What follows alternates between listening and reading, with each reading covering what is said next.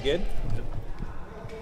All right, Coach, with change in schedule, any change to what you're thinking on the mound tomorrow, or still Derek kind of? Do you think you're going to start in the first game? We'll see where it's at when we figure out what our schedule actually is. And there's 4 games that need to be played today. The first one's going long. We'll just see how it is. So I'm not ready to announce anything right now. Talk about the schedule change. You're supposed to play today. Who knows? You could be pushed back to tomorrow. Have you ever been through something like this?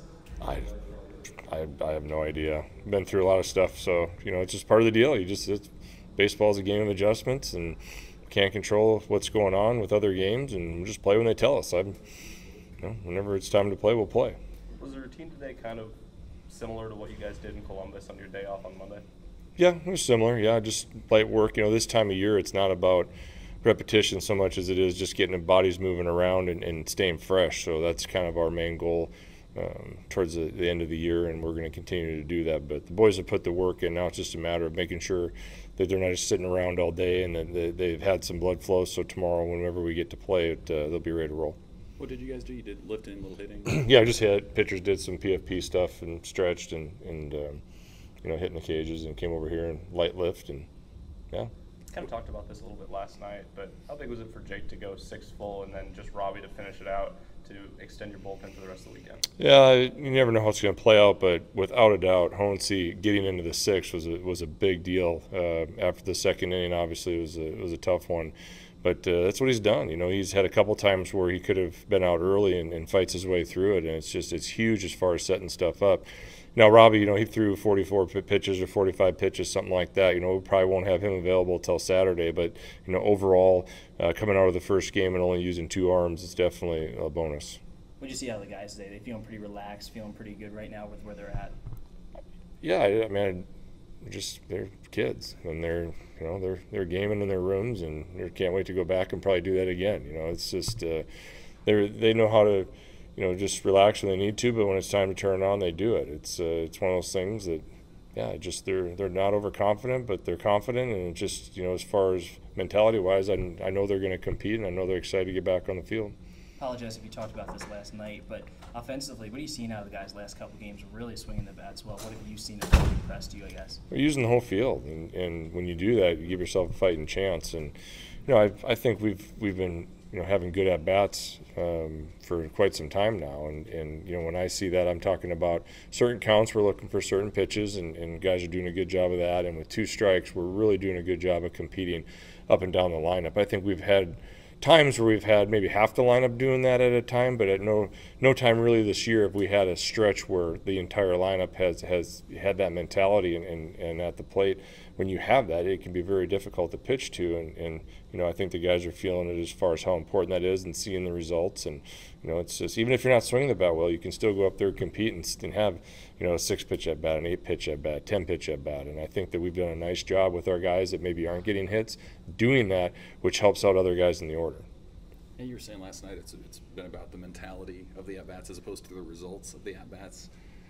Is that tough when you do start getting the results to keep that mentality about the grinding it out when things do start going your way? No, but because with 2 strikes, the odds of you getting on base aren't very good.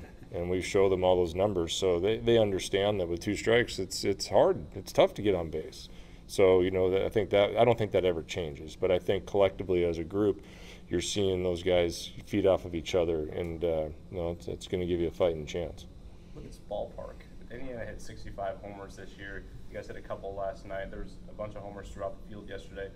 How does this ballpark lend itself to your offense, and do you think things will change? Do you think your offensive output, I guess, will change in the way you score runs? No. I mean, we're going to be a hybrid. I mean, that's what we do. We have some guys that can lose some. We have guys that can skill.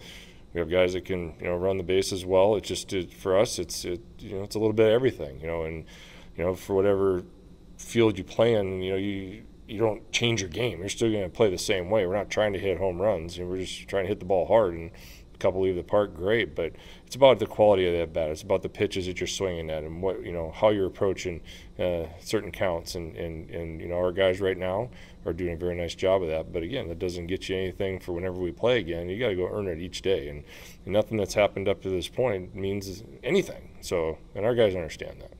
You guys have a day off. What does this day allow you guys to do in terms of preparation? Is there something, a little more rest, a little more opponent prep? I mean, obviously you don't know who that is yet even, but. Well, we know that the team that we're playing next, we've played already, so we have some of that. So it's something that from our standpoint, we feel like we have our prep work done. You get to sit back and watch some baseball. But for me, it's recovery for the guys. I mean, that's this time of year. Any time that you get any kind of break at all, especially for the bullpen and guys that play every day, I'm going to look at that as a positive. But at this time of the year, you don't have to worry about necessarily them coming out flat. They know what's at stake. This is the fun time of the year. So it's anytime you can have rest to get that adrenaline built up again, that's fantastic. Do you fall back on scouting reports that you guys did on Maryland or Iowa earlier, or do you fall back on your experience with them from earlier this season? Or yes. I mean, we obviously pay attention to everybody during the season.